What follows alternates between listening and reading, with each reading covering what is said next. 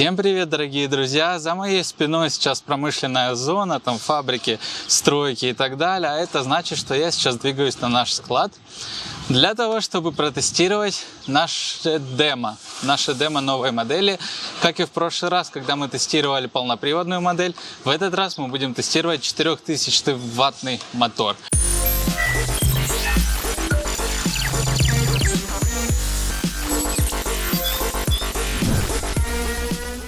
Наши товарищи китайцы приготовили мне 4000 мотор. Естественно, они там всю внутрянку для него приготовили, но одели ее на наш старый корпус BR30. Поэтому сейчас посмотрим, что у них получилось. Ой, как тяжело говорить. Сейчас посмотрим. Сразу при входе меня ждет вот такая вот красавишна. Но я уже говорил, что это база BR20 и 30. Внутрянка здесь 4000 ваттного, поэтому здесь внутренности наружу, они не помещаются внутрь такого маленького корпуса. Наша задача сегодня, как и в прошлый раз, просто протестировать, посмотреть на скорость и посмотреть, как оно. Поэтому давайте сейчас выезжаем на этом красавце на лифте. Я жду лифт, потому что они тут безумно долгие. Вот. А дальше, когда мы вернемся, уже я все расспрошу своих коллег и донесу вам, какие именно характеристики у этого скутера будут и вообще будет ли он у нас. Зависит, естественно, от нас сейчас. То есть вы пишите в комментариях, что вы думаете по поводу этого скутера в конце. А я уже делаю свои выводы, и мы решаем, давать жизнь такой модели или не давать. Вот и все. Я думаю, пора ехать. Но прежде давайте на секундочку остановимся. Я вам должен сказать про наши розыгрыши. Вы видите эти все модельки, которые сейчас уже готовятся к отправке. Отправки у нас каждые 3-5 дней. Я за этим слежу, именно поэтому у меня такие уставшие глаза. Именно поэтому у меня такие уставшие глаза на последних роликах, потому что я день и ночь отправляю вам контейнеры. Только наши подписчики и только наши подписчики, если вы еще не наш подписчик, то обязательно сделайте это, получат один из наших скутеров стоимостью более 100 тысяч рублей. У нас будет очень много розыгрышей, и победителей будет довольно много, поэтому условия вы узнаете в следующих роликах. Ну а сейчас вы уже можете оставлять комментарий, какой вы хотите конкретно, чтобы достался вам. И, естественно, подписывайтесь и следите за нами. А мы идем тестировать 4000. Что, мы готовы к тестам. Я выезжаю с нашей фабрики. Надеюсь, меня хорошо слышно. И сегодня микрофоны не перегреются на солнце. Руль здесь маленький они мне поставили. Я не знаю почему. Это первое, что мне бросилось в глаза. Это мы об этом еще поговорим с китайцами. Но я напоминаю, что мы внешность вообще в целом не разглядываем, потому что это такой винегрет из нескольких моделей у нас. И главное, что мы должны определять в таких поездках, это только что там внутри и как оно едет вообще. Да, подставка здесь стандартная Skyboard, которая во многих наших скутерах, она надежная для вашего телефона, поэтому я вот не боюсь свой. Прикольно, что они мне зеркала не поставили, я вообще не вижу, что происходит за мной. Пока мы ждем светофор, кстати, вон Тесла поехала, наш собрат старший, потому что четырехколесный. Никогда не бывает мало. Да, людям нужно все больше и больше. И если мы с помощью вот таких вот тестов сможем доработать как-то наш фаст 4000, то мы только будем за. Я думаю, наши подписчики и покупатели тоже будут за. Ой, мне в глаза пыль попала. Ай-яй-яй. Мне нравится, как он разгоняется. Не сильно резко и не сильно плавно. Все как надо. В этом плане китайцы прислушались ко мне в прошлый раз и сделали сразу как надо. Ну ладно, мы включили. Сейчас максимальная скорость была 50 км в час. Я уже смог, прикиньте. Вот. На первой скорости сейчас проверим, сколько он едет. Первая скорость не должна быть сильно быстрой, я вам напоминаю. Ай-яй-яй-яй, дубина, а? Вылетел мне на встречку.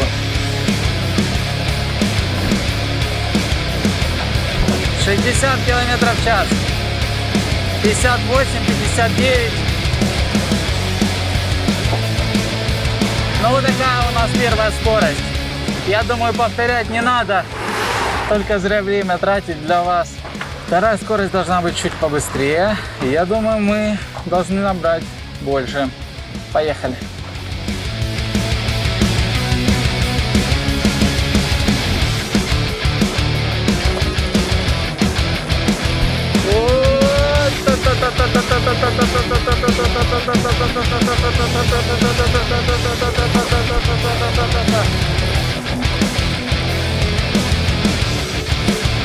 Так.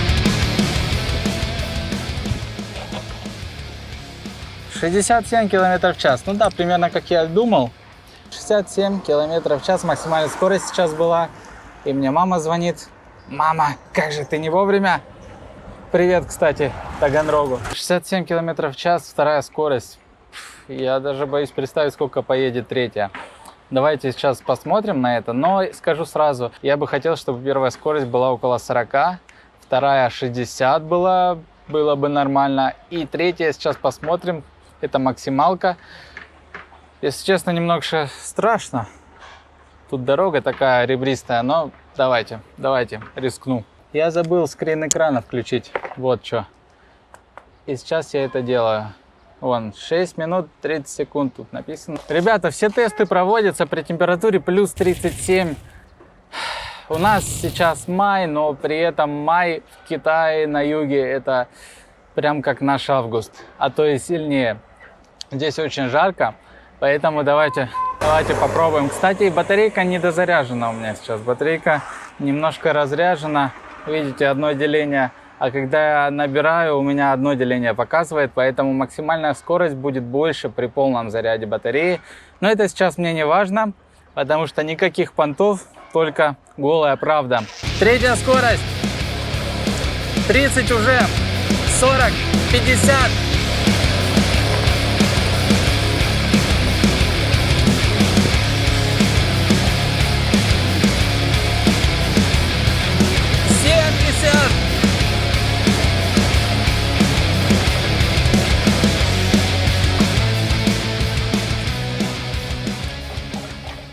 У нас скорость 71 км в час, но мне явно не хватило полосы. Я не могу сказать, что это максимальная скорость. Мне кажется, нужно найти дорогу подлиннее. Давайте я сейчас по карте посмотрю, где более-менее пустая дорога. Сегодня воскресенье, как обычно. Посмотрите, я сейчас еду в общем потоке по одной какой-то задрыпанной дороге, чтобы найти, где испытать скорость. Я еду в потоке с общей скоростью, какая тут, не знаю, 40 км в час, наверное. И мне очень мало этого. Мне не хватает ударить по газам, потому что хочется, но машин много, и я немножко побаиваюсь. Вот для таких случаев было бы шикарно завести круиз-контроль. Как думаете? Чтобы ты мог просто выставить определенную скорость, жать на газ, а скутер сам мог бы ее поддерживать одну. Например, там 40 км в час.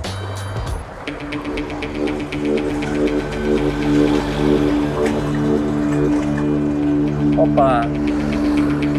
Что-то у меня, кажется, стуканул двигатель.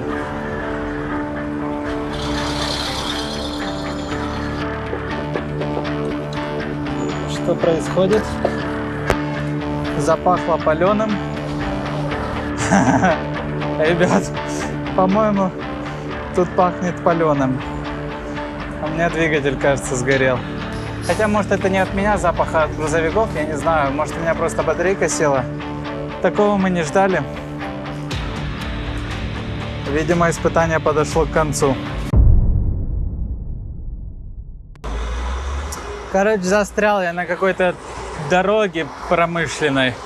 Здесь одни грузовики и какие-то деревенские рабочие ездят. В чем именно проблема? Может быть, все-таки не батарея, я вам скажу позже, когда меня доставят обратно на точку и рабочие разберутся в этом вопросе, поэтому остаемся с нами. Вот именно для этого я и нужен здесь, чтобы вот это не случилось, когда скутер приедет в Россию уже. Мне, конечно, неприятно, но лучше со мной, чем с вами. Ну а когда эта история разрешится, тогда уже подведем, давайте, выводы, я вам все расскажу, и характеристики, и что нужно сделать, и что хорошо, что плохо. Поэтому увидимся на складе через пару часов для меня и через секунду для вас.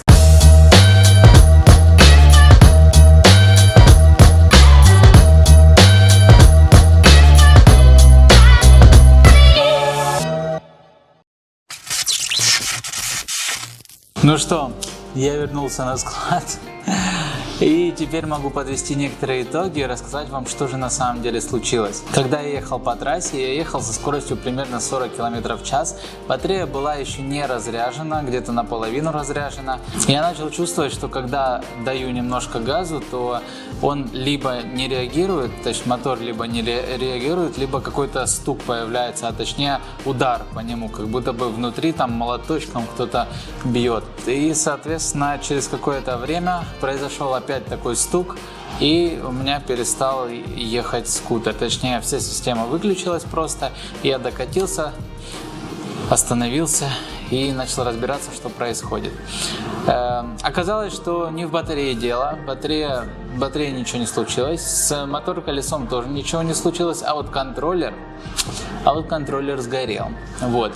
Как выяснилось, поставили сюда слишком сильный контроллер для того, чтобы как бы впечатлить меня. Китайцы поставили гораздо больше контроллер, чем он нужен. И вот так вот получилось, как получилось. Поставили его где-то на 70-80 ампер, как они мне сказали. Вот, теперь поставим меньше, посмотрим, что из этого получится. Помимо того, что случилось на дороге, того, что скутер остановился, хочу выделить некоторые моменты. Во-первых, набор скорости с места очень хороший, не слишком резкий, не как было с полноприводным. Вот, поэтому это плюсы я запишу. Дальше сам набор скорости довольно быстрый все равно. И мне кажется, это очень хорошо. Скорости. Мне не очень понравилось, что первая скорость такая высокая, 58 км в час. Мне кажется, нужно сделать ниже.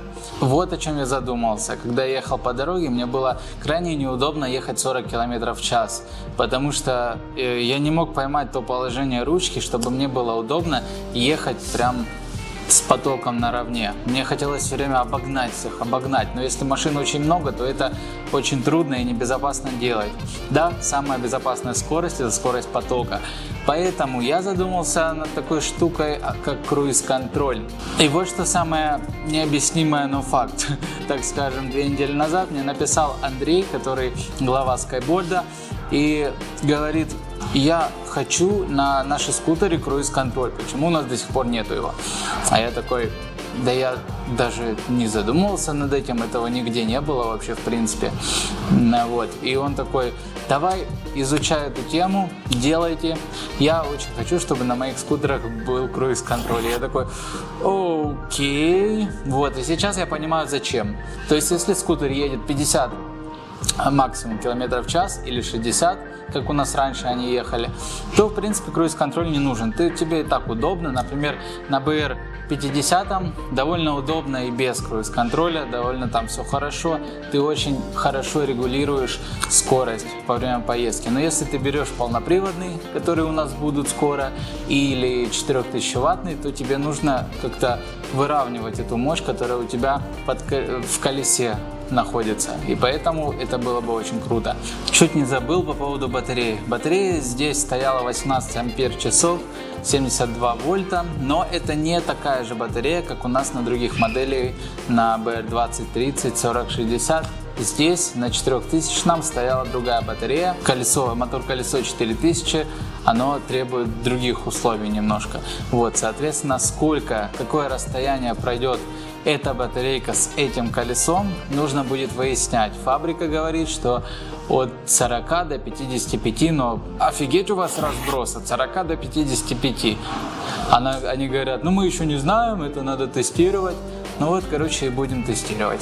Поэтому пишите в комментариях, как вам, заходит ли такая вот рубрика. Ну и подытожив, могу сказать, что вот все, что я только что сказал, это выходит всего лишь с одной поездки такой. И это уже много стоит, несмотря на то, что я потратил сегодня много сил и пота. в эту 37-градусную жару, но на самом деле это была полезная поездка, потому что мы выяснили некоторые уроки, которые нужно исправить, точнее некоторые ошибки, которые нужно исправить. Ну а наши модели, которые уже в продаже, которые не имеют таких проблем, как наши демо-версии, вы можете посмотреть на сайте skyboard.store, а также в магазинах у наших дилеров, которые находятся в городах. Эти города вы видите на своих экранах сейчас, находите в них свой или ближайший и приходите смотреть, тестировать и, возможно, покупать. Вот такой и вот такой и еще много всего другого вы можете найти на сайте или в магазинах. Оставайтесь с нами, пишите комментарии, и я буду для вас продолжать снимать такие видео.